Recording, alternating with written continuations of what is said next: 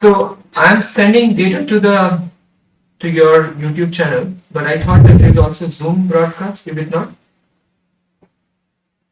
Yeah, here we set up the Brandeis Zoom link. Yeah.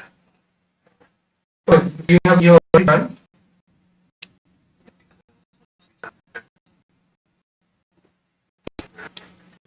They're waiting. Oh, you are okay. You are using my Zoom. Okay, okay, Could you send it to them? okay. Okay, I got confused because there was another Zoom that was. Anyway, don't get not confused. Login to my-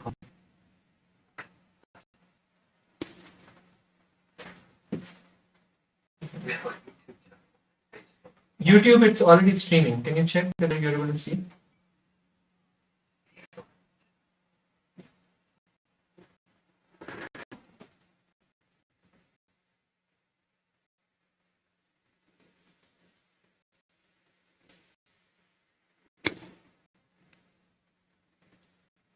He's managing too many things.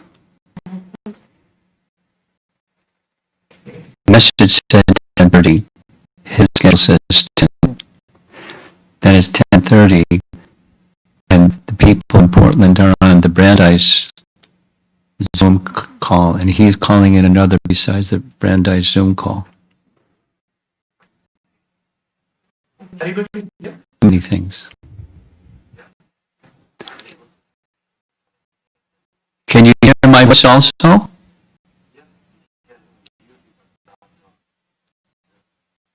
Not able to hear on Zoom.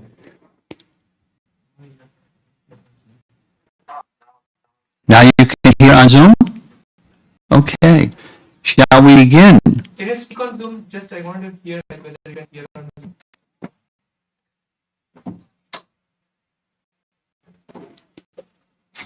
Can you hear me, Prabhuji? Oh, fantastic. So we're ready to begin. Yeah, I'm going to hang up from this call. Okay, fine. Portland Prabhus, please accept our apology. We had some technology snafus, but we're ready to begin. So let us begin. Nama Om Vishnupadaya Krishna Prasthaya Bhutale Srimate Bhakti Vedanta Swami Iti Namine. On Zoom, I can see the Prabhuji, video. we can all Here. hear, Prabhuji. We can hear. Namaste Saraswate Devi Gauravani Pracharine Nirvishesha Shunyavadi Pachacha Deskarine Jaya Shri Krishna Chaitanya Prabhu Nityananda Shri Advaita Gadadhar Shivasadi Gaura Bhaktavinda Hare Krishna Krishna Krishna Hare Hare Hare Rama Rama Rama Hare Hare. Most of you that have joined the call, you can kindly mute your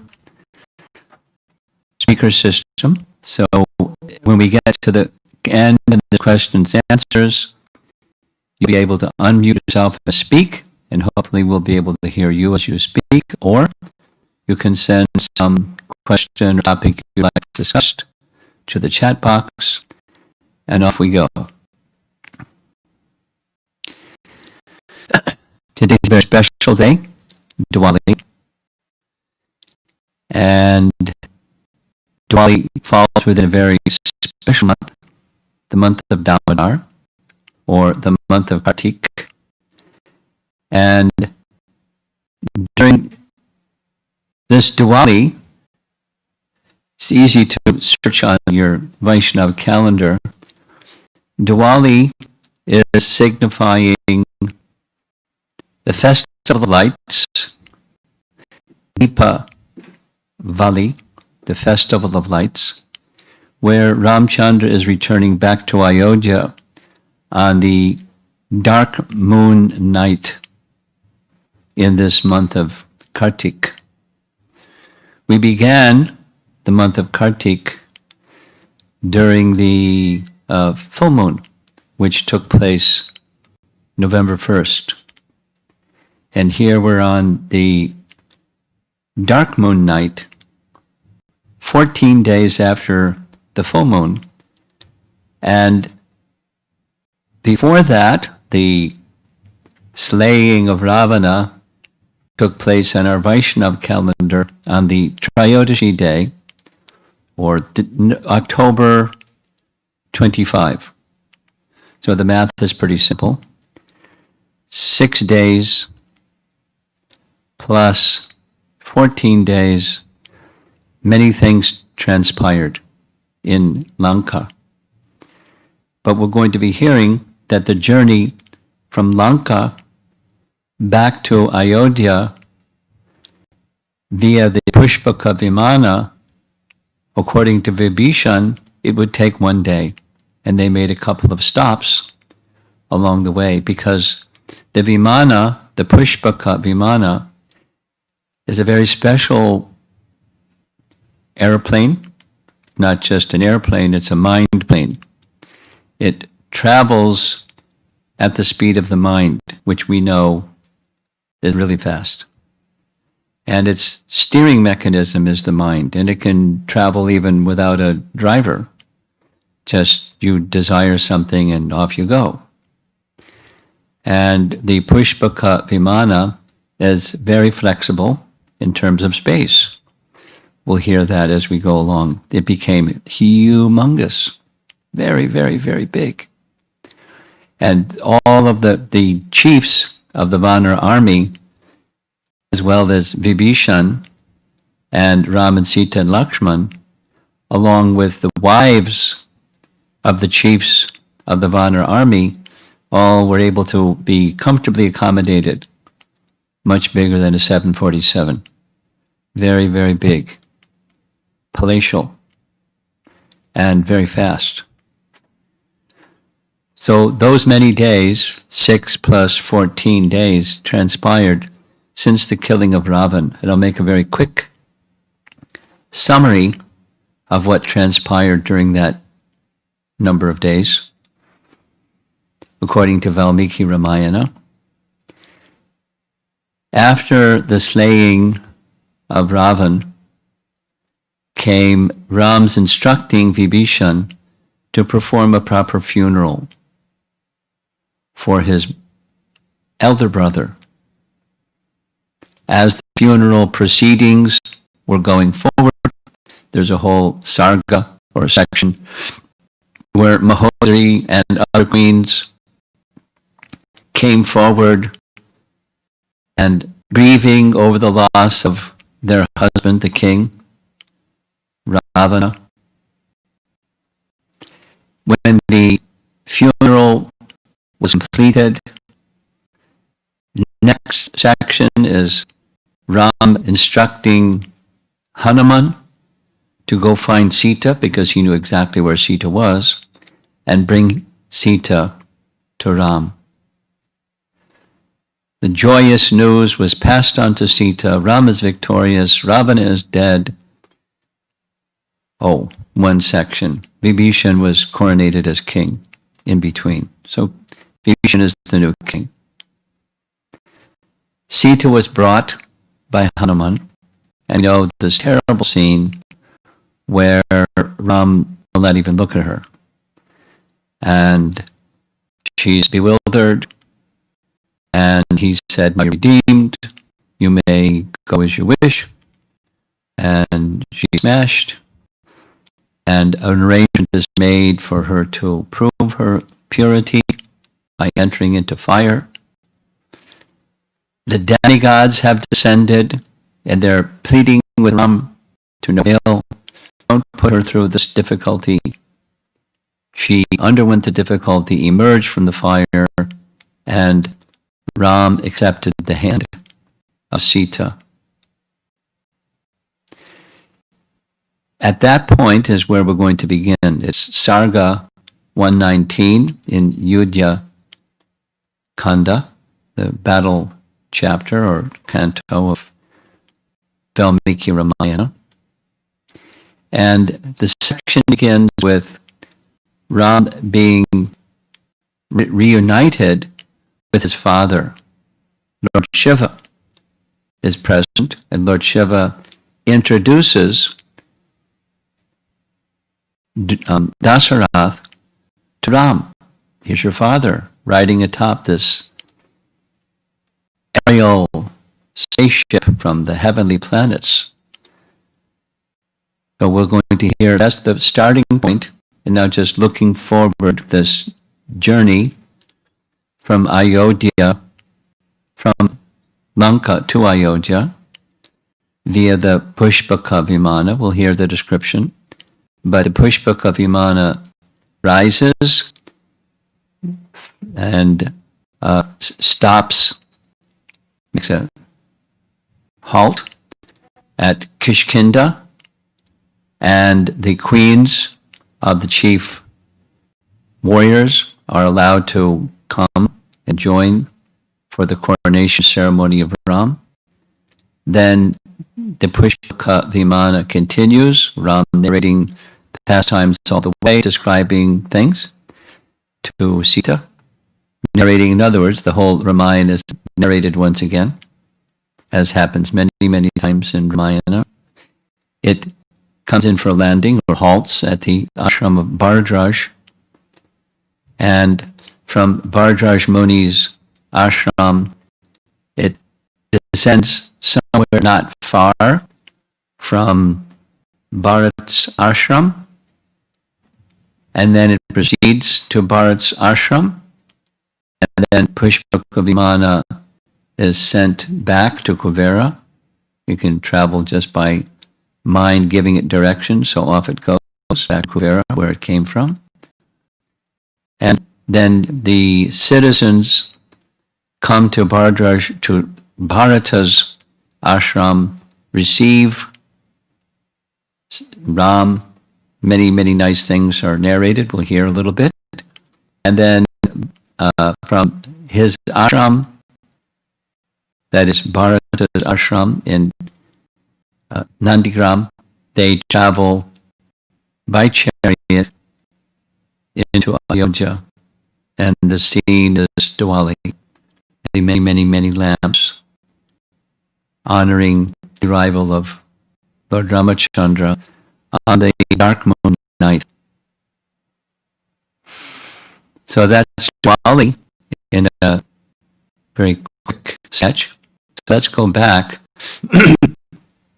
to Lanka, where Lord Shiva is making an introduction or a greeting ceremony for Ram and Lakshman and Sita to greet Dasarath.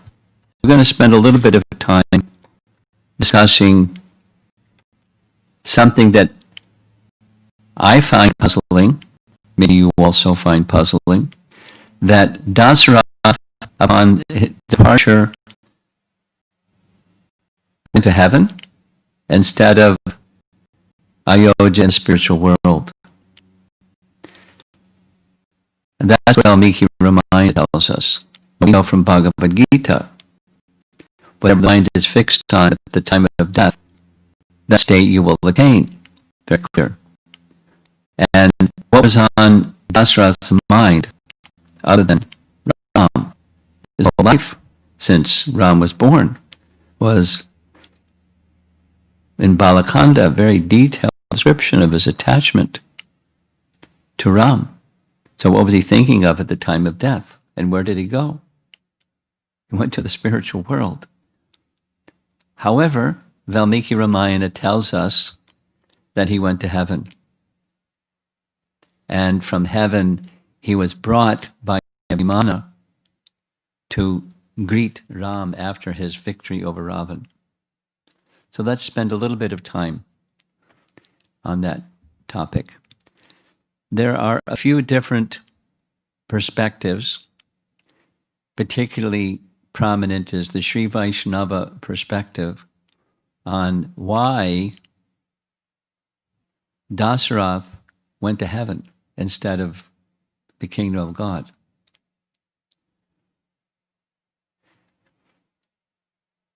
Parashara Bhatt, who was the son of Kuresha, who was one of Lord, one of Ramanujacharya's principal disciples, when speaking about Ramayana, was asked the same question: why is it that Dasarath went to heaven instead of the spiritual world? And he spoke very stridently. He said, actually, he should have gone to hell. With attachment for Ram, he should have gone to hell, because what did he do? He didn't have the proper discrimination to place the principle of surrender above his word. Now, keeping one's word is a mode of goodness. And an ideal king keeps his word. An ideal person keeps their word. You don't give your word unless you keep your word. And subordinate to Sarvadharmam Parityaja Mam Ekam Sharanam Braja, he sent Ram to the forest to keep his word. He should have gone to hell, according to Parasharabat. Or, as we're going to hear shortly, Dasarath, it is said by Dasarath and by Lord Shiva, you delivered your father. That's what Parasharabat says. He didn't go to hell because Ram delivered him from the sin. And it is understood by Sri Vaishnava Acharyas, that besides Parasharabat, that he had to undergo that tribulation of taking again material existence. And this is another puzzle for me. So when it comes to questions and answers, I'm going to give the answer, I don't know. How is it that he still had the same body as Dasarath, that when Ram saw Dasarath ascending in this Vimana, they recognized each other? Now, maybe he had a different form and they just recognized each other, even though Dasarath had a different form. It's a puzzle. But he was there to observe the pastimes of Ram in the forest, because demigods have the capacity to travel about here and there.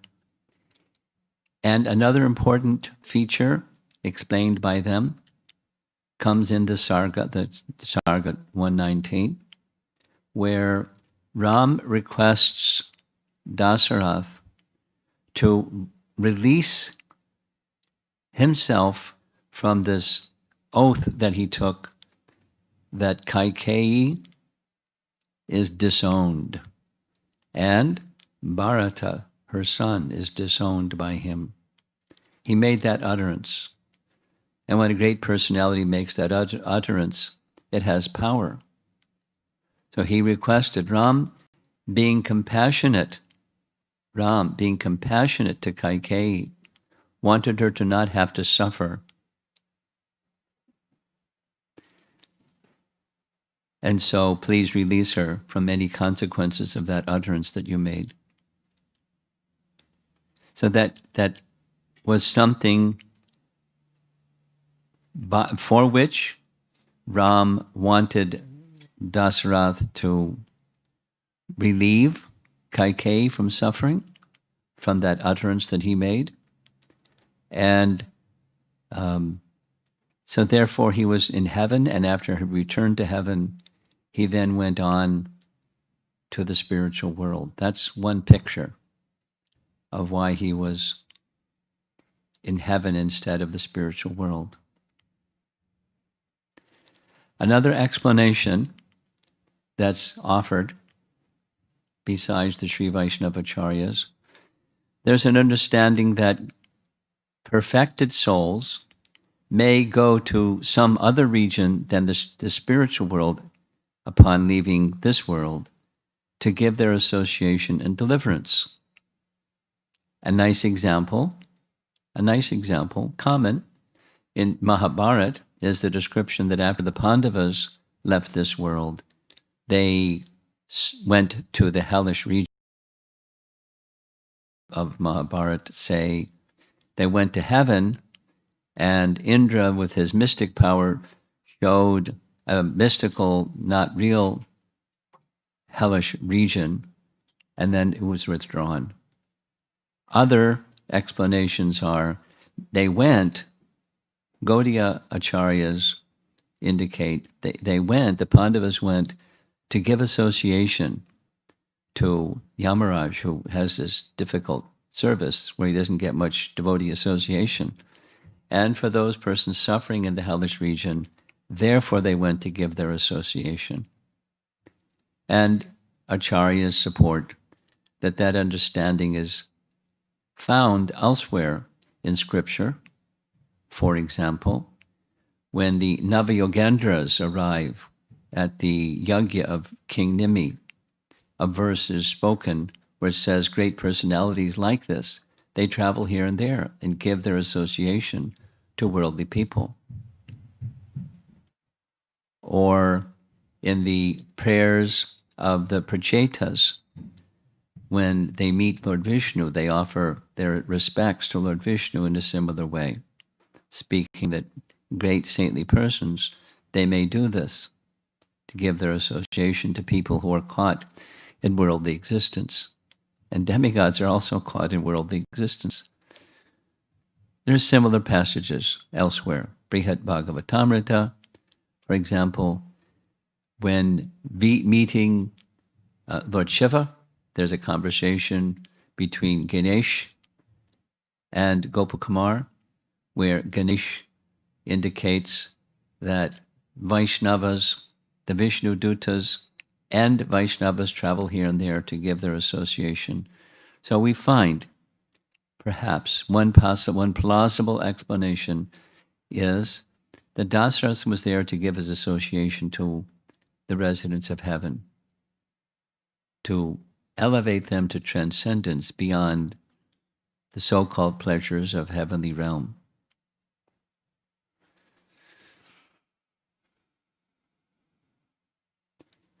We find one more example, and it's there's no commentary to this effect, but like Yashoda and Nanda, from the eternal spiritual realm, they have their expansions, Drona and Dara, which we hear about at the end of chapter 8 of Canto 10. They're partial expansions of Drona and Dara. So let's step back and just speak very clearly and plainly. Dasarath is eternally the father of Lord Ramachandra in the spiritual world Ayodhya. And Kaushalya is eternally the mother of Ram in Ayodhya. They don't become or stop being. They're eternally in that position.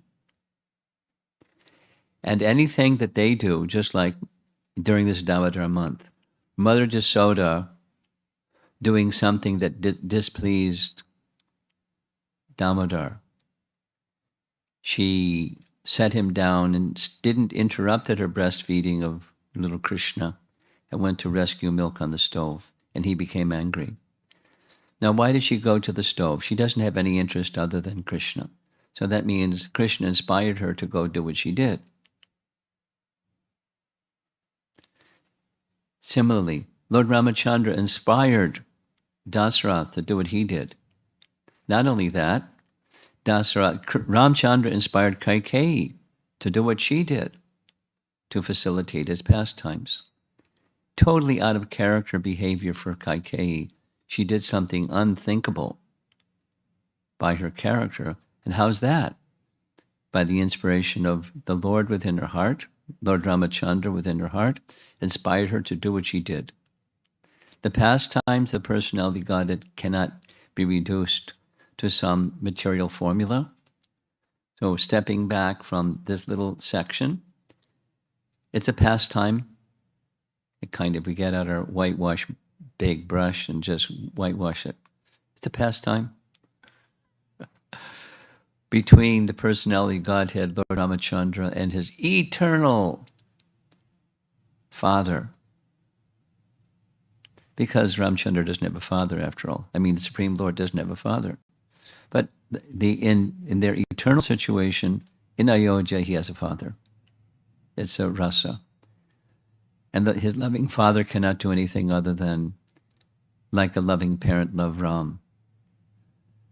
So this is a interesting, not easy to understand pastime of Lord Ramachandra, greeting his father, descending, being introduced by Lord Shiva, right there in Valmiki Ramayana.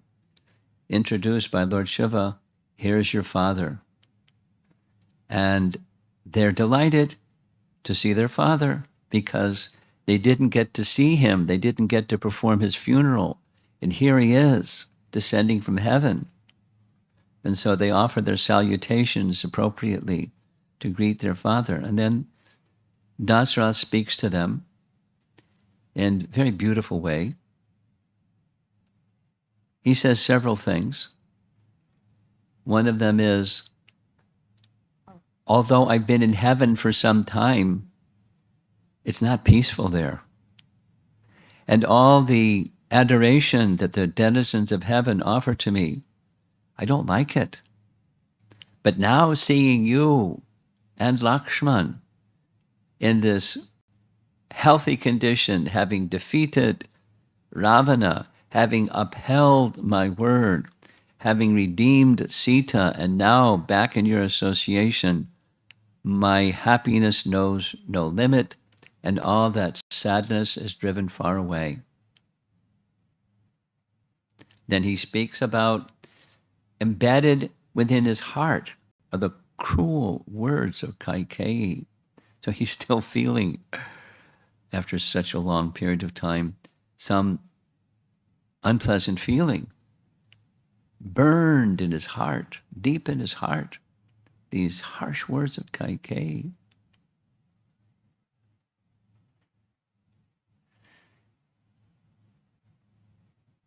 He comes off the Vimana, he embraces Ram, and he places Ram on his lap, like a boy, a father placing his son on his lap. And Ram and Lakshman speak similar words of appreciation for their quality and the character of their father. And Ram makes one request very directly. Please withdraw that utterance that you made so that Kaikeyi and Bharata not have to suffer. So be it. It's an important step because it's indelible otherwise. And in fact, then Dasarath goes on to glorify Bharata, saying he's noble, and all of the qualifications and qualities that Bharata had. Completely dedicated to you. He's very eager to have you return and resume the throne. Please return quickly. Kaikeyi is so fortunate. She'll again see you and be in your association. I'm happy for all of you. He turns to Sita and says to Sita, please don't hold any ill feeling towards Ramachandra for not immediately accepting you, but having you undergo this ordeal that even the demigods were objecting to. Because this ordeal you've been through, it supersedes anyone, any faithful, chaste wife in the whole history. So your quality now stands above suspicion and the most exalted amongst faithful, chaste wives. All glories to you. And having spoken this way, Dasarath gets back on his Vimana and goes back to the heavenly realm. It doesn't say specifically, but the understanding is from there he went to the spiritual world, because that's his eternal residence, his eternal place. The next sarga is Lord Indra speaking, saying, we, the demigods, have come, where you fulfilled the purpose that we request of you. You please ask of us anything that you like. Within our power we will do. So what he wants is the welfare of the Vanaras. So he requests Indra, although it is a very difficult request, please restore all the Vanaras who died, who gave up their lives during this battle. Please bring them back to life. Restore their bodies as whole, without any wounds, and when they live, may their living situation be bountiful. Let there be rivers and ample fruits and things for them to have to maintain themselves. Please grant this one request. Now, he's the personality of Godhead. He doesn't need demigods to do anything. But Indra accepts. It's very difficult what you've asked, but never have I modified a request made of the demigods, and so be it. They will be restored. It's a very beautiful scene. And then the next scene is Vibhishan is now the king, and he has made an arrangement for sacred bath for Ram and Lakshman and Sita, with all kinds of decorations and fragrances and so forth, and fine cloth and everything. And he makes his appeal. It's cordial and appropriate. And with folded palms, Ram requests, I don't want to say no, but I'm very anxious to again be with Bharata. Bharata may not be able to maintain his life if I don't return, so please permit me to return swiftly. And Vibhishan accepts that appeal and says, very easily I can have you return to Ayodhya within 1 day. I'll arrange for Pushpaka Vimana. So then Ram says, very important, he says to Vibhishan, you have received so much service from the Vanaras. They risked their lives, and some of them gave their lives fearlessly to assist you to regain the kingdom. Any king who receives service from his soldiers and simply asks them to wage in battle and kill on his behalf, but doesn't reciprocate appropriately, will soon lose the loyalty of those soldiers. So please make arrangements for these Vanaras to be amply satisfied and rewarded for their service. And immediately Vibhishan, so many arrangements for valuables and so many other gifts to generously bestow his expression of gratitude upon them. It's a cultural point, but it's something that Ram never overlooks in haste to get back and be together with Bharata again. All the way, all subtle, important reciprocations with his devotees are observed by Ram.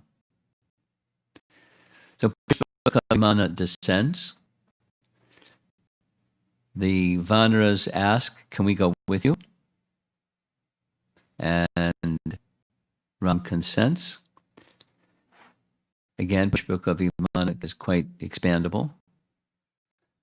We hear some description in several earlier sections of Ramayana how big it is, but it's even how big it is, it can become bigger and bigger.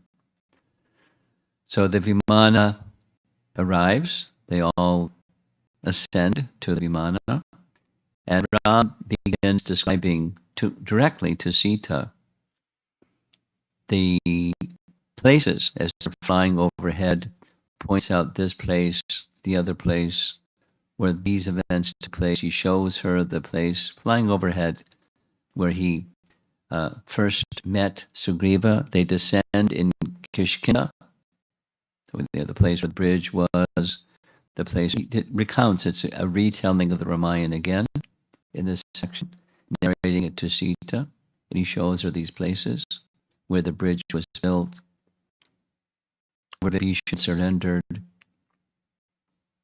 where the ocean personified came forward and gave his assistance. He narrates in reverse order the events because they're going back now in the northerly direction. They stop in Kishkinda, and Ram shows Sita where Shabari lived, where he first met Sugriva, where the saying of Valmiki took place, and he narrates the events. Not in detail, but in a summary way, at least the Ramayana recounts in a summary way. Now everyone's again on board the Vimana, Pushpaka Vimana, and they go flying and pointing out other places where Panchavati was, where Chitrakoot was. Of course, Sita was also there, and in Panchavati as well. And then they fly overhead above the ashram of Bharadraj Muni and indicate in that distant direction is where Guha and Bharata reside. So again, Pushpaka Vimana descends. They come before Bharadraj Muni, and Bharadraj Muni again narrates Ramayana, the pastimes, that he was able to see through his mystic powers. As a rishi, he is able to see things in a distant place. And he narrates the events one more time, a little mini Ramayana summary. Ram asks Bharadraj Muni about the welfare of Bharata. How is he faring? And Bharadraj Muni indicates he's maintaining his life just on the expectation that you will return, which is what Ram wanted to hear. Ram is very sensitive to the fact that Bharata, over the passage of so many years, may have become attached to the kingdom. And if he is, I wish that he would maintain the kingdom, and I'll assist him. I'll be subordinate to him. But he wants to know what his mood is. Bharadraj Muni indicates what his mood is, and then Ram gives an assignment to Hanuman. Go find out in person. First, go see Guha and explain to Guha that I'm well, and then go forward. He'll be very happy. You go forward and find Bharata and assess by his countenance and his words, is he attached or does he wish for me to resume the throne? And either way, I'll be happy to serve. So Hanuman is dispatched. Hanuman assumes not a monkey form or a Vanara form, but a human form. He goes to meet Guha. They have a wonderful exchange. We're getting closer to Diwali, the arrival in Ayodhya.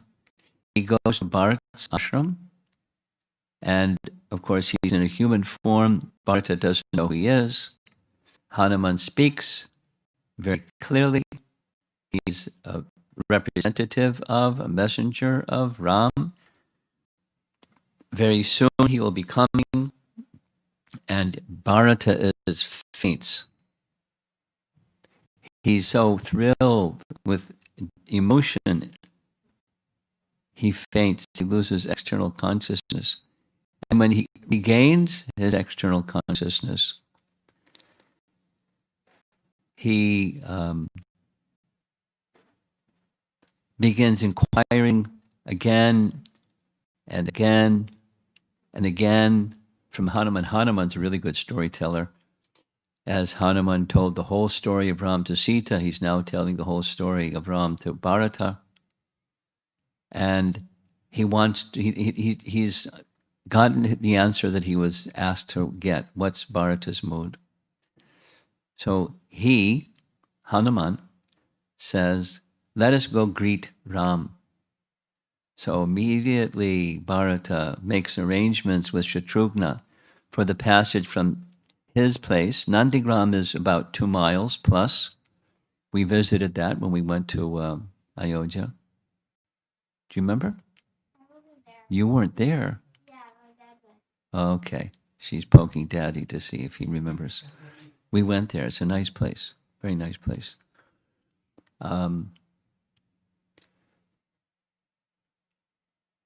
So arrangements are made, a royal procession, the queens come, some 100 elephants, the whole big scene to go to where Ram is. The Pushpaka Vimana leaves Bhardraj Muni's ashram, goes just a short distance from Bharata's ashram, and from there it's sent back to Kuvera.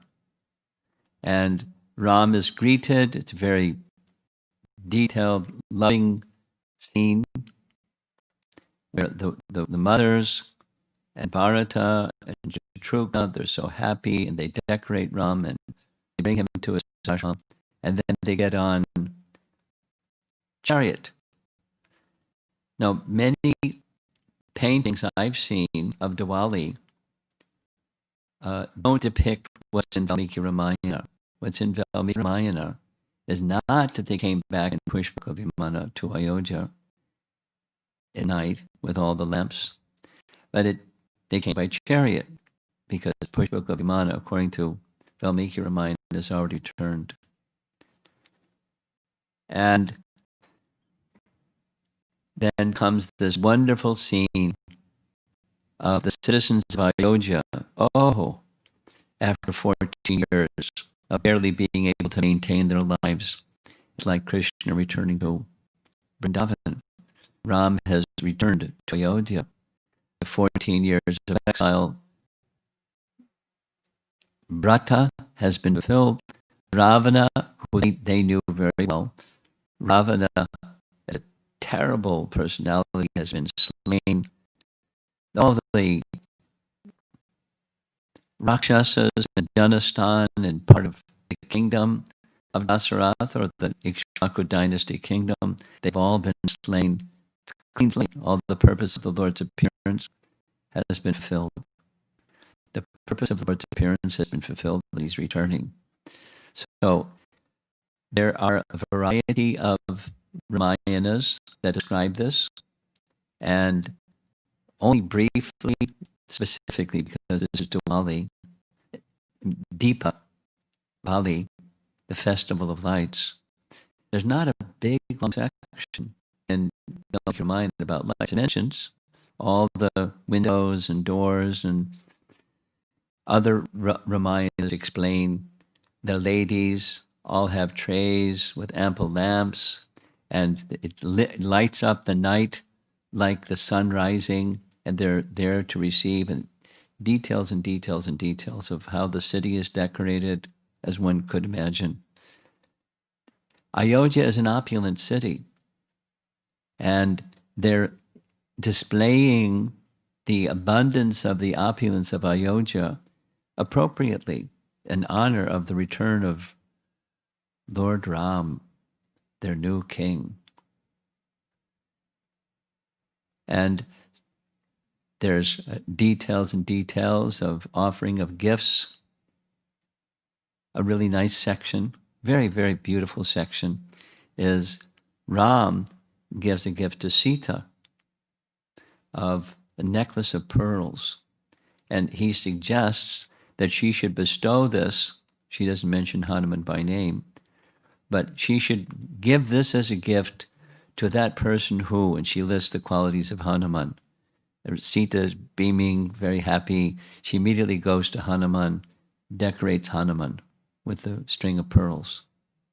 There's some nice stories about what Hanuman does with the pearls. But that's not in Valmiki Ramayana. It's other stories. And Ram makes arrangements for Sugriva to stay in his palace, fit for the king of the Vanaras. Sugriva, Vibhishan is still there. So the big, big, big festival and the coronation of Ram. There's details and details of something very similar to the marriage ceremony. Details and details. Very similar in Chaitanya Bhagavat when Lord Chaitanya is married. Details and details, a big deal. Details and details. All the details of a big marriage.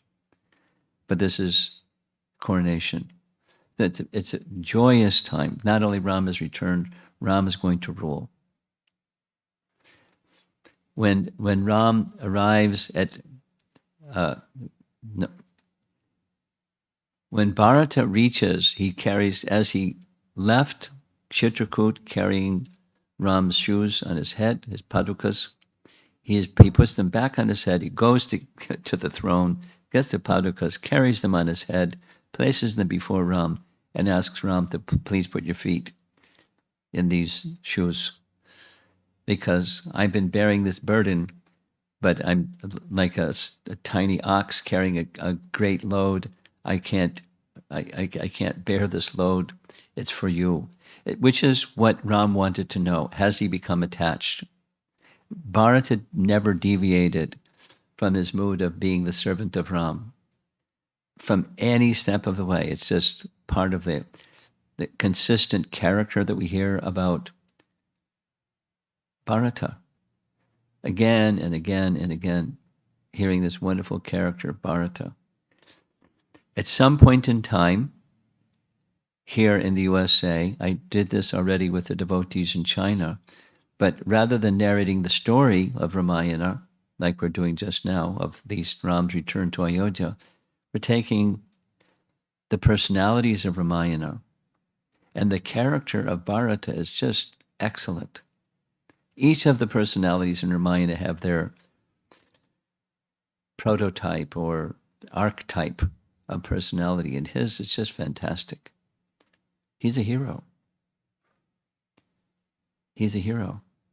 And as Ram has forgiven Kaikeyi, only for that reason Bharata didn't slay Kaikeyi, his own mother. He says that to Shatrughna.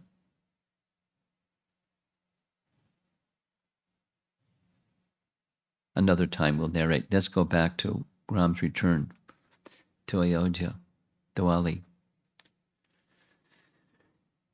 The queens honor the wives of the Vanaras, again, because they're not in Vanara forms. They all have this shape-changing potency, and they've all taken human-like forms. And after everyone is honored and the coronation takes place, a big, big festival, they all return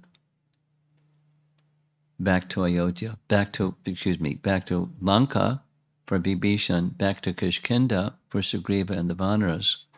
And there's Ram with Lakshman. He requests Lakshman, this is in this same section, you please be the Prince Regent, you assist me. And he refuses, and he refuses, and he refuses. So then finally, Ram relents. Usually it's the other way around, but this case, Ram relents, and he requests Bharata to assist him with the title Prince Regent. And Bharata liked the position of just being the servant. So Bharata accepts. And we hear Valmiki Ramayana say, way back in Balakanda, now here again, in this final section, he ruled for 11,000 years. Now just a little comment on the 11,000 years. This is a previous yuga, towards the beginning of Treta Yuga, where lifespan is much longer. And so 11,000 years is very reasonable. Very reasonable. Now, when he ruled, he wasn't always in Ayodhya. He sometimes had to go here and there for his service as the king. There's a really nice description, very beautiful description, where there was one Brahmin. This is not Diwali story, it's another story. There was one Brahmin in his kingdom. When Ram went away and he couldn't see Ram, he would fast. So he was gone for something like 11 days. and the Brahmin fasted. It wasn't a Ekadasi. It was just Ram wasn't there, so he fasted even from water. And when Ram came back, then he broke his fast. And Lakshman informed him, there's this Brahmin here in Ayodhya that he has this practice. So Ram made an arrangement that a deity of himself would be gifted to the Brahmana, so he wouldn't have to fast because he would always be right there in his home with the Brahmana in his deity form. Very nice story. So Ram Raja, and the kingdom flourished and people were virtuous, and it was a very special time, the rule of Ram. This is a little summary. And if those of you that like, you can read the whole section from Ramayana of Ram's departure from Ayodhya and everything that we just kind of summarized, the festival of Diwali. And we like offering lamps to the Supreme Lord. This day we can offer both to Ram and to Damodar, offering lamps to the Supreme Lord.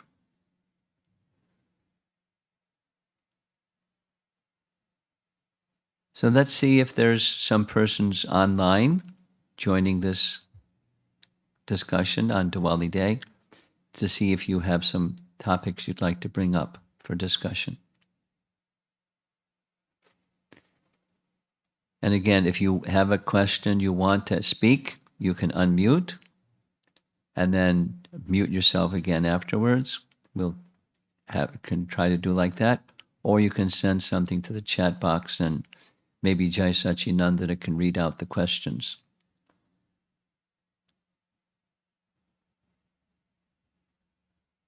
A little pause to give you some time to reflect.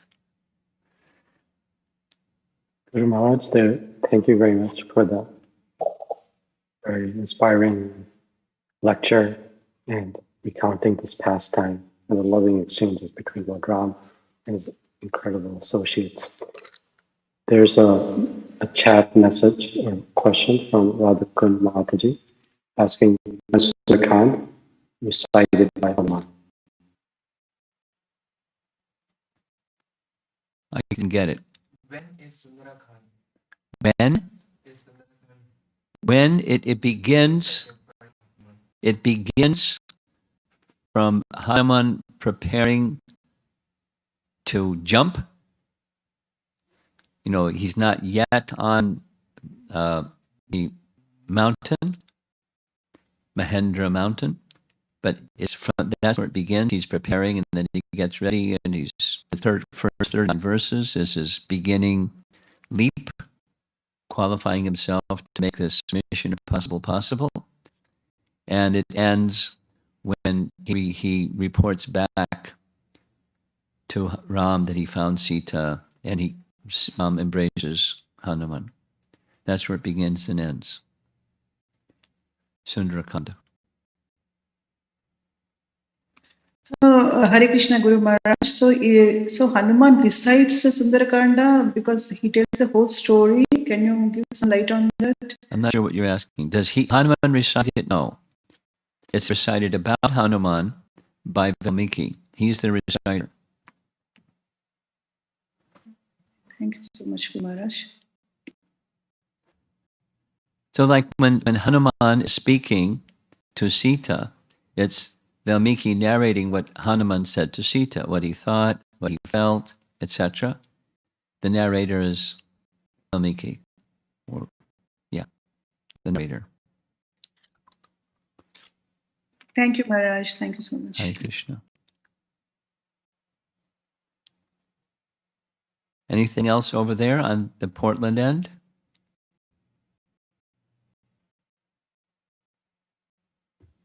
Hare Krishna Maharaj. This is Madhava Haridas. Please accept my obeisances. Speak a little louder, please, because it will have to turn up the volume a little to distort the sound. Hare Krishna. Maharaj, I have a question. So the relationship between Lord Ram and Sita Devi, is mostly in the mood of separation. Like there is an intense period where they are separated for a long time. Was this devotion in separation established or during that time, or how do we relate that with what Chaitanya Mahaprabhu propagated? Well, it sounds like two questions. The first question is, was there service and separation? The answer is yes, and it was twice. During that 1 year period where she was kidnapped, and then after Ram sends her to the ashram of Valmiki. So there's two separation sections in Ram's Leela, and both of them are Vipralamba Bhav, service and separation, love and separation. The second question sounds like, how does it correlate to Lord Chaitanya's mood of separation from Krishna? There's a parallel, but specifically the mood of Lord Chaitanya is separation from Krishna. And there's a lengthy, very lengthy description by Jiva Goswami explaining that the spontaneous love, Raganuga Bhakti, the spontaneous love that the devotees can attain is specific to Krishna. Where Krishna is the object of attachment, sakti, and then the feelings of separation. So it's a detail. It's not exactly what you're. But because Lord Chaitanya was teaching love for Krishna. Now it's not that all the associates of Lord Chaitanya were Krishna bhaktas. Most of them were Krishna bhaktas. There are some very prominent exceptions, but mainly Krishna bhaktas. So the love that Lord Chaitanya was showing in separation was specific, separation from Krishna. I hope that answers your question.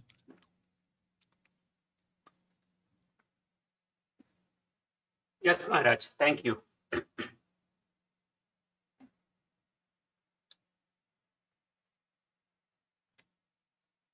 The principle of love and separation can be variously manifest, like a nice example, two nice examples. One nice example is Hanuman.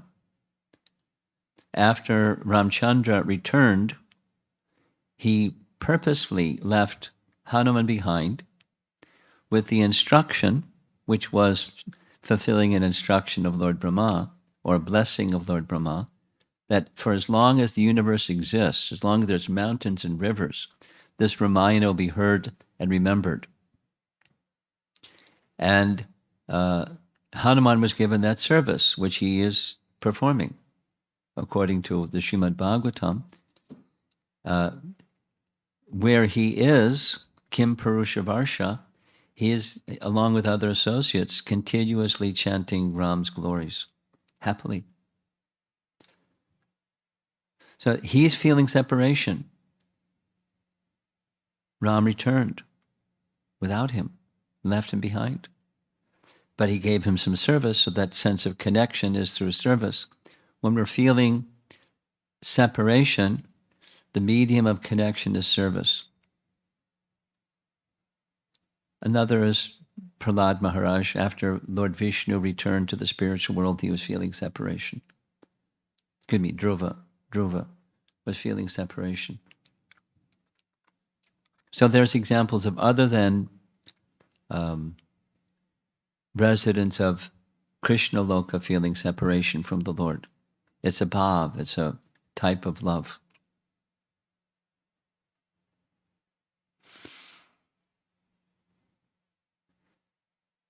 Anything else from the Portland side?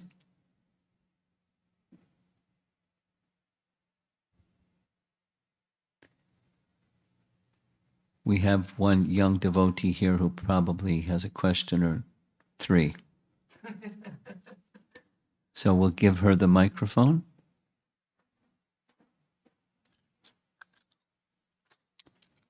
And I hope you'll be able to hear her nice voice asking whatever she has in her mind.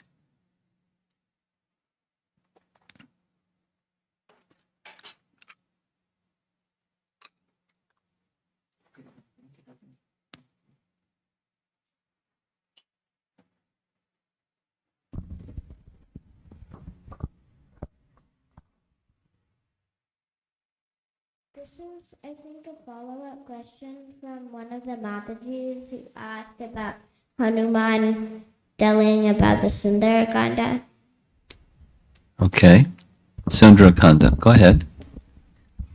So when Hanuman was telling Bharat about about basically retelling the Ramayana, isn't that like showing off? Because most No, of it's it not is- showing off.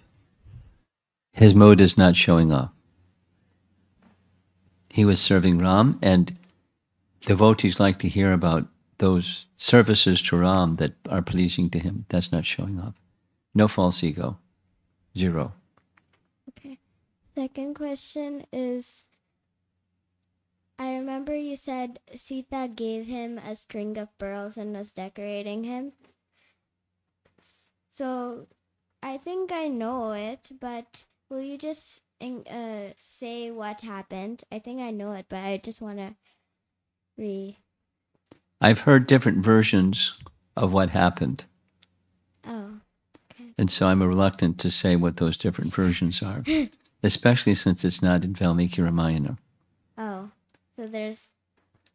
so in Valmiki Ramayana, Sita didn't string Hanuman with the beads. Sita gave the pearls to Hanuman. What happened after that is not in Valmiki Ramayana, but it's other people that like to tell Ramayana in creative ways that I'm a little reluctant to repeat because it may be just their creativity or someone that's creative saying something creative. Okay. Okay? I don't have a third question. That's it. I'll think of it. Okay. She forgot. Yeah, I forgot. Okay. Maharaj, Yes. Raj, forgive me for interrupting. There's a question on the chat window from Paras Prabhu. I'll just repeat it. Okay. So it says, Hare Krishna, some people, especially people with leftist ideology, defame Lord Ram and Ramayan, quoting the incident about Lord Ram sending Mother Sita to Valmiki ashram during her pregnancy. How does one respond to that? How does Ram respond to which? Well, how does one, I presume he means how does himself or other devotees respond to that criticism of Lord Ram sending Mother Sita to Valmiki ashram during her pregnancy? How does Ram justify it? The sound on this end is not so crisp. It's kind of muffled. That I'm having a hard time hearing. Can you repeat what was said? Paramarupa? Can you just answer the question? So while we're... Oh, I see. You're going to speak on the microphone. Okay. Hare Krishna. Some people, especially people with leftists ideology, Leftist? Okay. Okay, got it. defames Lord Ram and Ramayana, quoting incident about Lord Ram sending Mother Sita to Valmiki ashram during her pregnancy. How does one respond to that? Okay, the leftist view. Okay.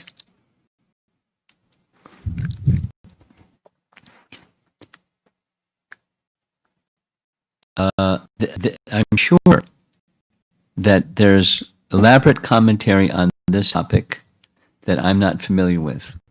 But the lighter version that I am familiar with is two things. One is Ramchandra wanted to show that as an ideal king, one places the well-being of the citizens before one's own happiness. So his own happiness was to be with Sita. The well-being of the citizens was, if there's some doubt over here, then it's probably more than just over here. probably in multiple places. And so to make quiet the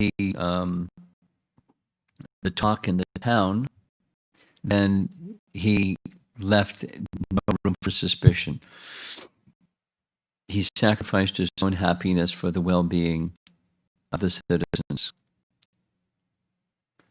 Now, there's a counter-argument to that says Sita already proved purity and so forth and so on. There's ample evidence, but that nonetheless, knowing all that, Ram decided to place the well-being of the citizens above his own happiness. And go, well, what about Sita's unhappiness? What about that? So the discussion goes back and forth. It's just, as an ideal king, he placed the protection and well-being and sanctity of his citizens above all else, as an ideal king.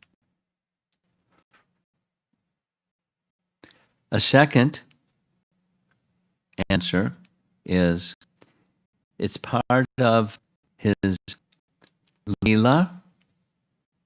Sita had to made her appearance from Earth, and Sita makes her disappearance in the same way. It's part of the grand picture of the Leela of Sita appearing, Sita disappearing. And the third explanation is the mood of separation, which was arranged by the Lord's internal potency. Now, is a leftist critic going to like any of these answers? No. A leftist critic will say, harumph. I reject Ram because I'm a leftist person.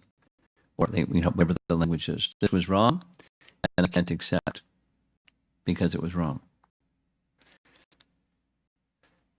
So if one sticks by those kinds of rules, that is to say, similar to this, let's go back to Dasarath. He placed upholding his word above the all happiness should go to the personality of Godhead. In contrast, Vasudeva, he also gave his word. Vasudeva gave his word. Each of the children born of Devaki, I will give to you. And when the 8th child is born, he didn't do that. Instead, he did what he did, and then allowed Kamsa to think that the 8th child was a female and tried to kill the female and so forth. So he placed the personality of God above morality, whereas Dasarath placed morality above the personality of Godhead.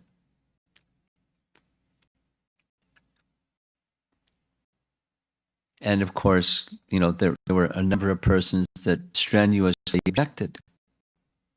One of the chief of them was Lakshman.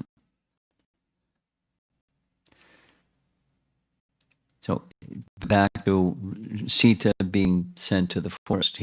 The transcendentalist understands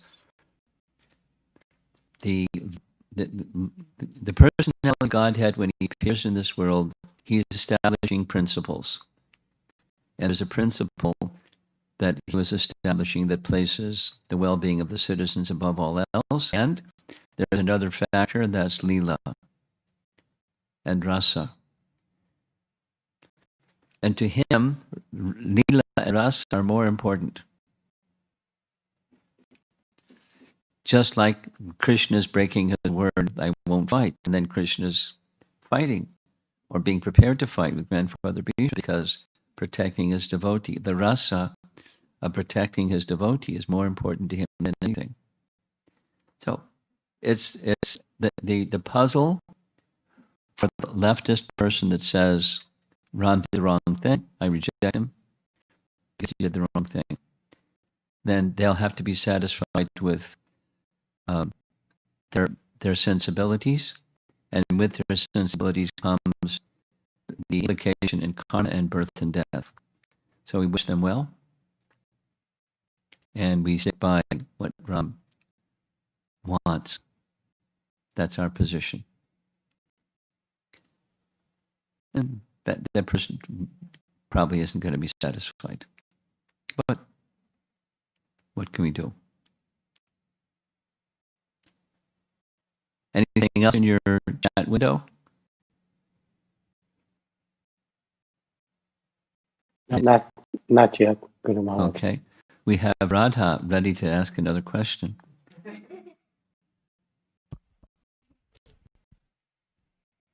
This is about Bharata or Ram being doubted or Ram being a bit confused about Bharata or wanting to know if he's attached to the kingdom. He wasn't confused. He's omniscient. It's etiquette. I heard that when Ram and Lakshman were in Chitrakoot and Bharata's coming with his army to try to get him back, Lakshmana was Agitated. yeah, but Ram was like, if there were some examples, if of, like that, Bharata cannot be attached to the kingdom. Yes. But then when he came back, why was he wondering if Bharata was attached to the kingdom? He's showing proper conduct.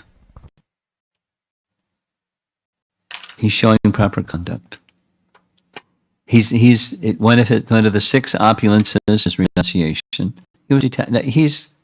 He's omniscient. He knows Bharata's heart. But it's in the Leela, he's showing etiquette. If someone is really attached, so be it. I'll be supportive of my younger brother who is attached. So he won't have to worry about me. And he can rule the kingdom, and I'll help him. He's showing courtesy and etiquette in Vaishnava dealings and relationships. He doesn't need to find out. He's omniscient. It's etiquette. He's teaching us how we should be. Yeah, thank you. She's got one more. I'm thinking about She it. did write it down, so she can't Yeah. remember. And How about you two? Anything? No? Okay. How are we doing? Are we ready to wrap up? Oh, there are questions on that. Okay, you can read because the speaker system is better over here. Can you hear well when he speaks, Jai Sachinandan? Yes. Okay. Yes, I can. Okay, because when you speak, it's still a little muffled or staticky or something. So these are questions from the YouTube channel, not from Portland. So first question is from Sarvabhauma Prabhu. Is there any different realm of Lanka present now when Chiranjeevi Vibhishan is still ruling or staying? Is there a different realm of Lanka present now where Chiranjeevi, because Vibhishan is considered to be one of the Chiranjeevis who is still living. I don't know any scriptural reference that says one way or the other about that question. Okay. So I'll remain silent. Okay, next question is from Ravi Prabhu. Hare Krishna, Guru Maharaj. Hanuman is eternal devotee of Lord Ram, but in earthly pastimes, does he always remember Lord Ram as the Supreme Lord? As serving Lord Ram in that mood? Yes. Okay. And served Lord Ram in that mood. Okay. The next question is from Ananda Prabhu. Maharaj, you were glorifying Bharat's personality and were mentioning about series of other discourses discussing different personalities from Ramayana. When I hear such glories, I naturally have such a high regard of their qualities. But when situations come, I have my own struggles or limitations in being able to exhibit such behaviors or qualities. Even though having deep appreciation, I feel a despondency of never being able to cross over the liminal space, as you said once. Please share some inspirations or practical steps. I like very much the teaching of Ramanujacharya that says, if you want to develop qualities, he gives a formula. You identify personalities, either present, past, or scriptural, that personify or exemplify that quality that you wish to cultivate. And then you read about them, you hear about them, you remember them, you speak about them, you try to serve them, etc. And this way you're associating with them and you develop qualities like them. So it's a gradual cultivation process. So that's my advice. I like Ramanuja's teaching in that point. Next question is from Snehavalli Mataji. If Guru Maharaj could again explain how Dasharath went to heaven and had that grudge against Kaikeyi in his heart even after leaving his body, some explanation would be helpful. Our transcendental picture is that's not possible. The transcendental picture is yam yam vapi smaran bhavam chatyatante kalevaram. And Dasrath was his whole life, during the life of Ram, thinking of Ram. His mind was absorbed in Ram. So he went to Ram, there was nothing impure there. That's the transcendental understanding. So putting the transcendental understanding on pause, we have Valmiki Ramayana that says what it says. So how do we understand something that's different than our transcendental understanding is the question. And we have to turn to acharyas that give an explanation. And I can't offer an explanation, well, wait a minute, that contradicts Bhagavad Gita and everything we've been taught. I can't answer that question. Other than there's some lesson which Valmiki wishes to teach, or the Lord wishes to teach through Valmiki's writing or Ramayana. And that is, you place those who teach the principle of surrender, you place the interest of the personality of Godhead above everything else. 1866 Bhagavad Gita. Because Dasarath didn't do that, he was unqualified to go to the spiritual world. But by the mercy of Ram, he was delivered to the heavenly realm. And in the heavenly realm, he didn't like it. That's what he says to Ram and Lakshman. I don't like it. I'm not peaceful there. And they praise me too much. I don't like that either. And it's not like, I'm feeling pained by this, the harsh words of Kaikeyi etched in my heart. Although he says it, it's not he's just disclosing that's something that's there. And Ram is relieving him of that pain just by his request. And Ram is wishing well of Kaikeyi.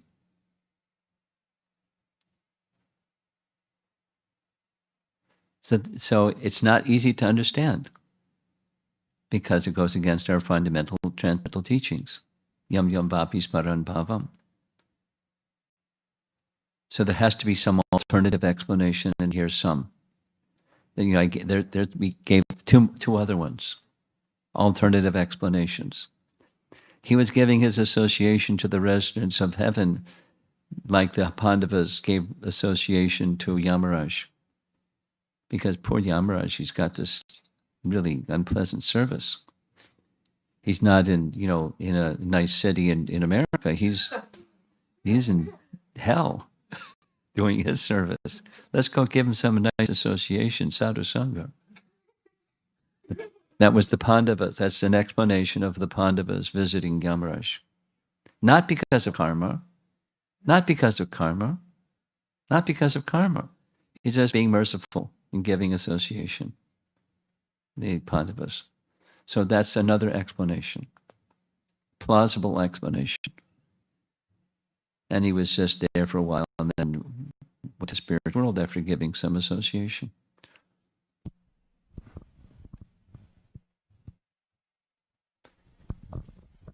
Question popped up in the Portland Zoom. Hare Krishna Guru Maharaj, this is Jay Lakshmi Devidasi. Uh-huh. Just like there is Golok Vrindavan in spiritual world, do we have Lord Ram's abode too in spiritual world, and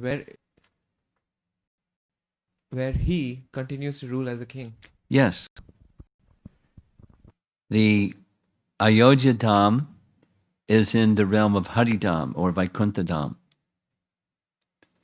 And you probably have access to one of those posters that depicts the three realms, Devi Dham, Haridham, and Goloka Dham. And the abode of Lord Ramachandra is the uppermost region of Haridham. You'll see in the poster, or I'm describing to you. It's at the uppermost region of Haridham.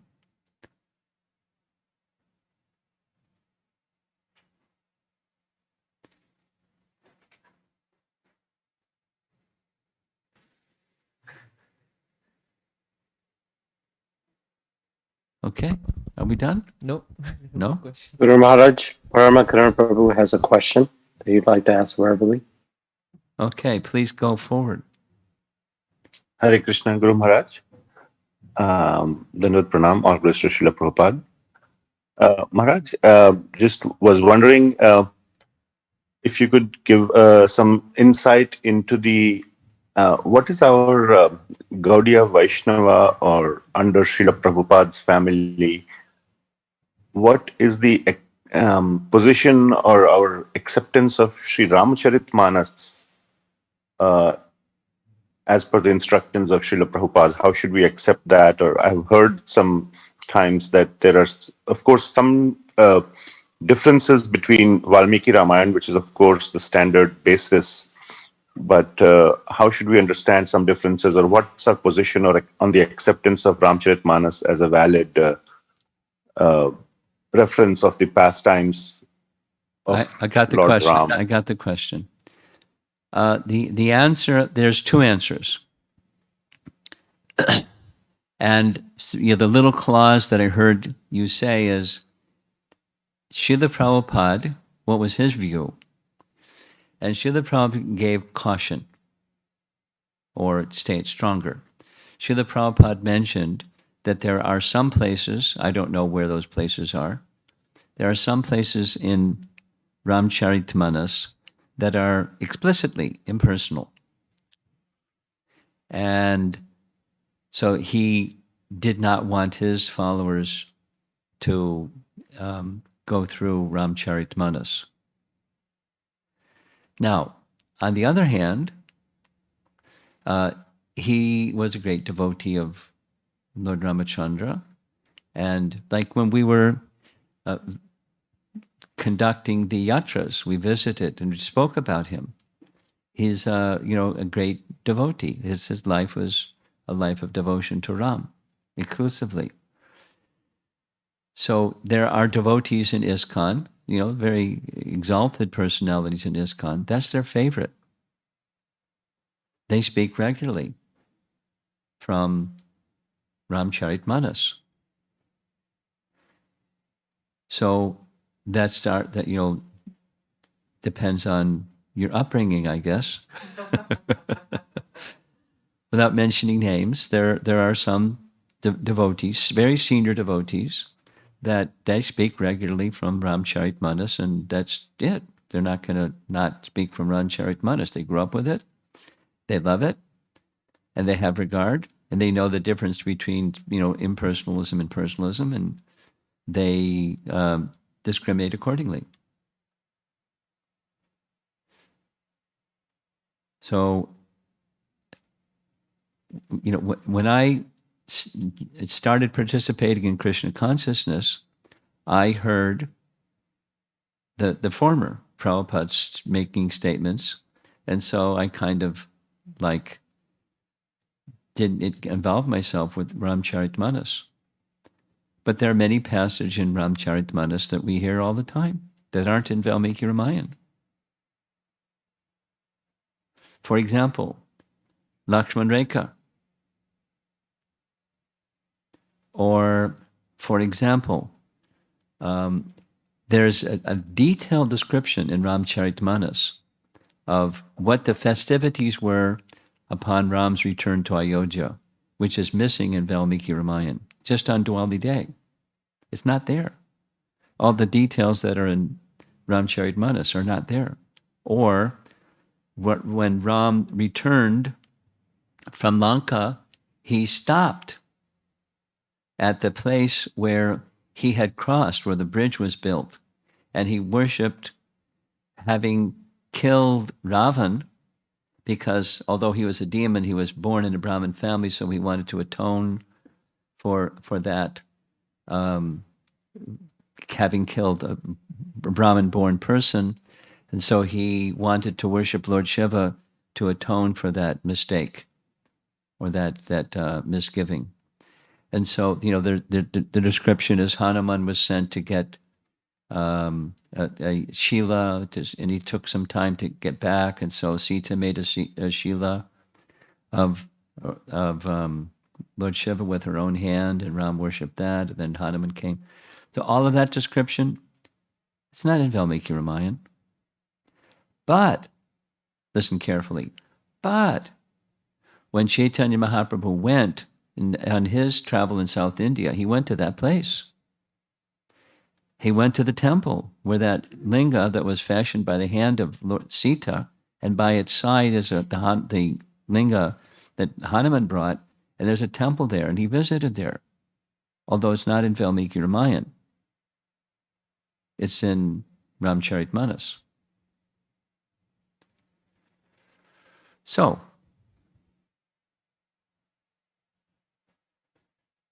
I'm most comfortable following faithfully Srila Prabhupada's, option A. And, honoring that Lord Chaitanya can make some discrimination about which portions and which portions not, and so forth. That's I'm not giving you a cookie cutter black and white answer. I'm responding to your question as best I can. Okay? Yes, Maharaj, well accepted. Thank you so much. Guru Maharaj, do you have time for more questions? Sure, but his voice I know. his voice was very clear. Yours is quite garbled. Sorry to say. It's just a system. I don't know what it is. So Okay. if you, Ujjwal Prabhu, would you like to say your question directly? Yes, Prabhuji. Hare Krishna, Guru Maharaj. Yeah, my question is in South India, Diwali is celebrated as Naraka Chaturdasi, when Krishna has killed, Krishna along with Satyabhama killed Narakasura. So, and the other thing is Rama killed Ravana and we celebrate Diwali. So, why these two different aspects of Diwali? the killing of, if I understood your question correctly, Dussehra takes place October 25th. It takes place close to 20 days before Diwali.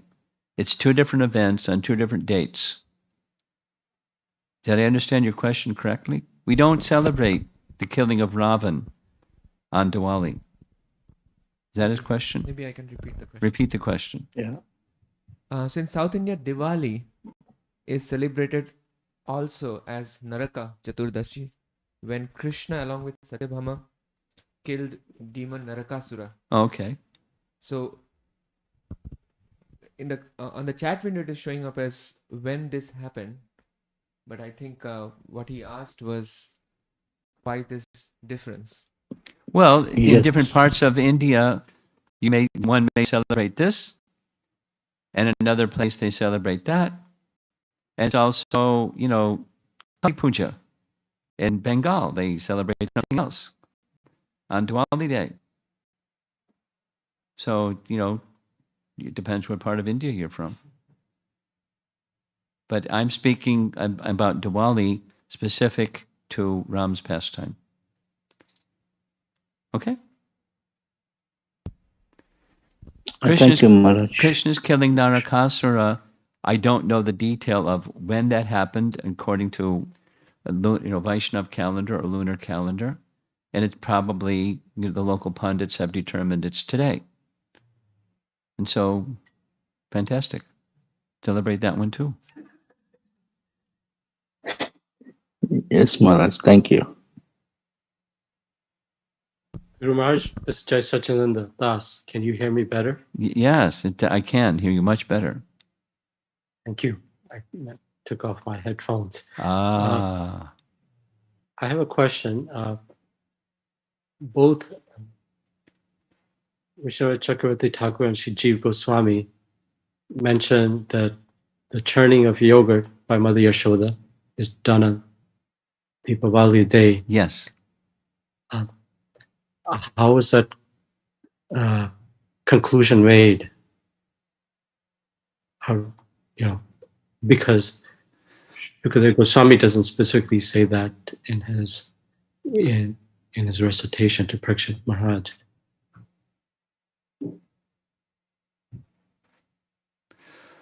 Are you asking how do our acharyas get this realization? Is that your question? Yes. I mean, it's the Paramatma channel, I presume. But. Well, two things. One is there may be some scriptural reference that says it. I don't know what that scriptural reference is.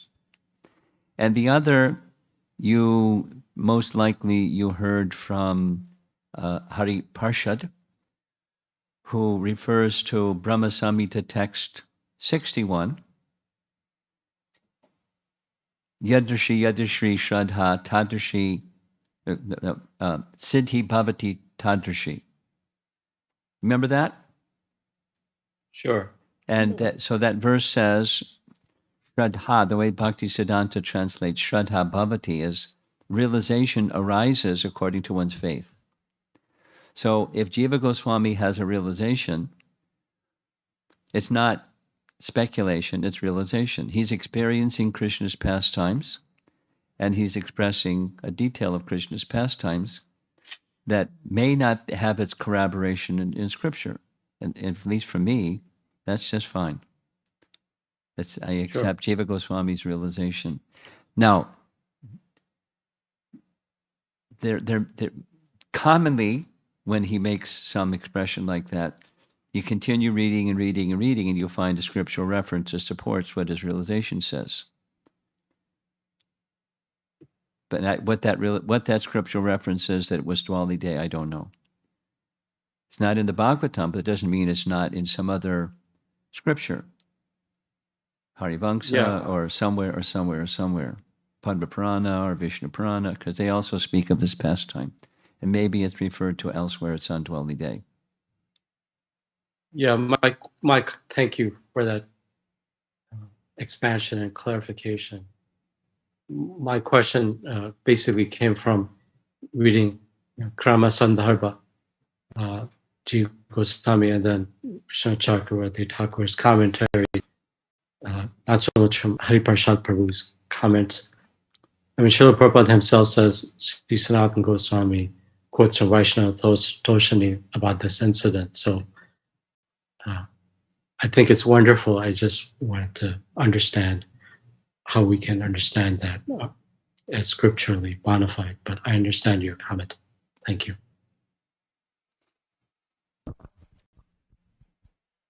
Another question from the YouTube channel.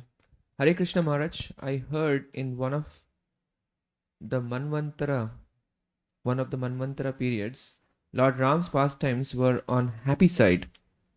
Which didn't need to go to the forest. If you can please provide more information. I never heard that one. Thank you. Right. If you can, whoever's presenting this, if you can provide the scriptural reference, please send it to me. This is Rasa Krida Prabhu. Okay, Rasakrita, if you can provide the scriptural reference, that would be wonderful. I've never heard such a thing. Next question is from Satish Prabhu. Hare Krishna Maharaj. Was reading Ramayan by Bhakti Vikas Maharaj, came across the following statement. The son of Kaushalya represented one half of the potency of Lord Vishnu. Can you please elaborate? I know that Bhakti Vikas Maharaj is very, very meticulous in his presenting things. And as he says in the preface, he's strictly following Valmiki Ramayana. So I don't know Valmiki Ramayana like the back of my hand. If you like, you send me that reference, and I have some scholars that have copies of Valmiki Ramayana, and I'll see if I can find that. Let me know what the reference says, and as much as you can, the context of that reference, and I'll get back to you with, some elaboration if there is one. And I can also, if I don't get it from these other scholars, I'll directly send it to Bhakti Vikas Maharaj and ask for his explanation. And he'll be very prompt in responding. He's very personable. But I don't have the answer, just off the top, sorry.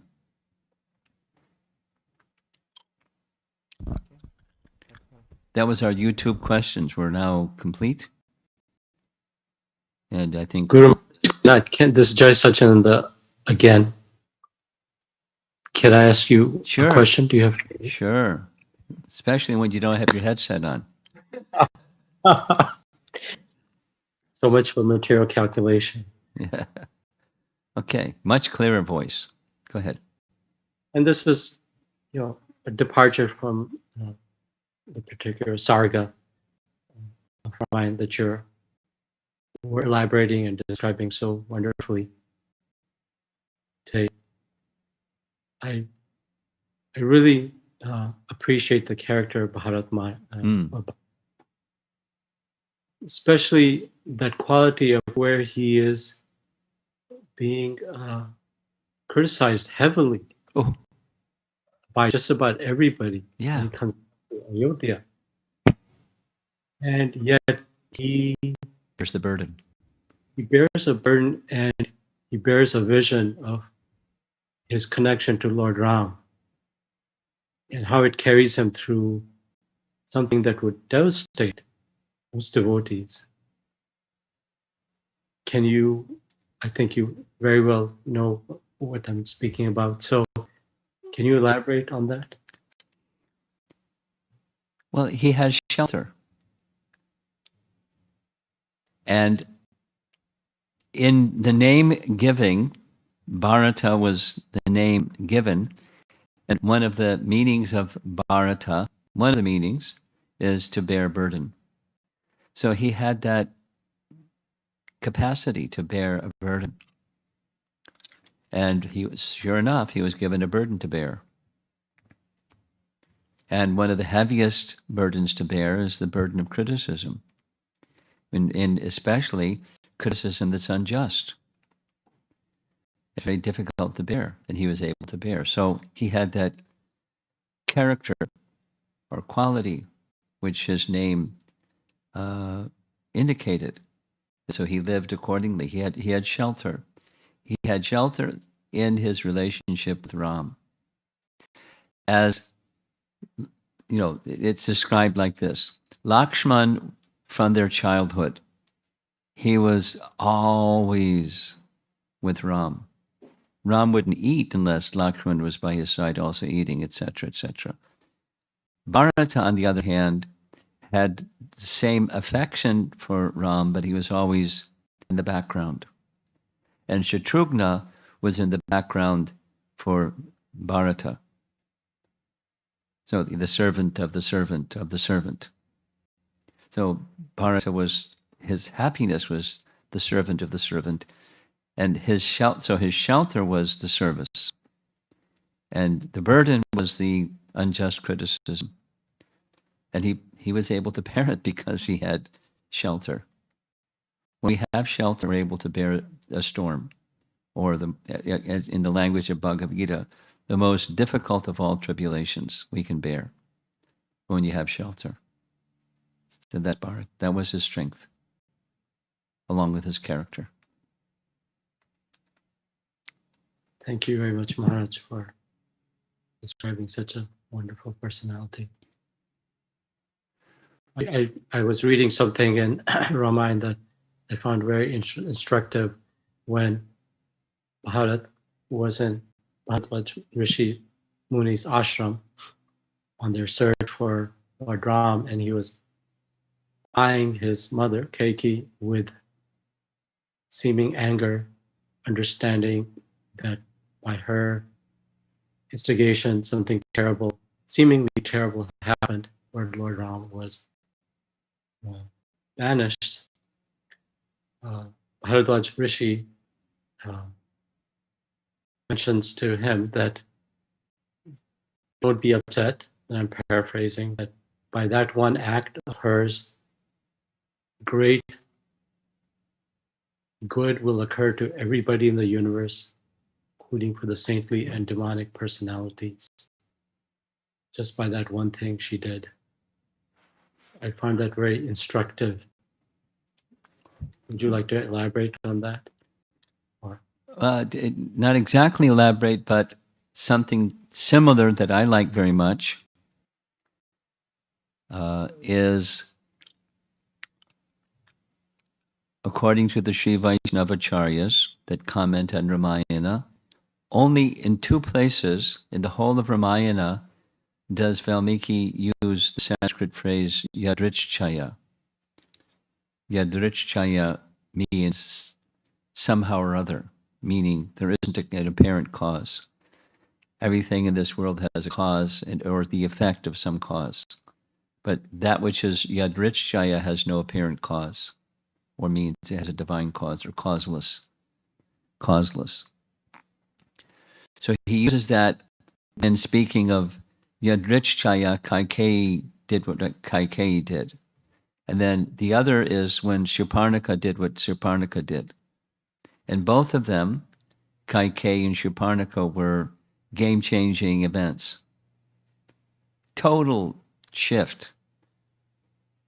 The bliss of Ayodhya, and then all of a sudden crash. And then the next is, for 11 years, 8 months, Ram was giving his association to the sadhus, but there hadn't been any killing of demons yet, because that was the other part, Pritranaya Sadhuna. But what about, so the Yadrichchaya, and the explanation is, within Kaikeyi's heart and Shurparnika's heart, Ram prompted. So they did what they did. So they did, the consequence of doing what they did was Ram's plan, and the outcome was also good for everyone, because that's Ram's plan. Although it may not look like it, looked horrible, and everyone felt horrible. And everyone condemned her, and everyone condemned Bharat. But Bharat got to show his character, good, impeccable character, right to the very end, when it was time for Ram's pastimes to end. Bharat wasn't going to stay behind, because he was the Prince Regent. Stay behind and rule. I'm going with you. He didn't stay behind. He was attached to the very end. That's a nice little conclusion of all of this. So I think we should wrap it up and thank you very much. Call it a day, or call it a morning over there. Thank you very much, Prabhupada.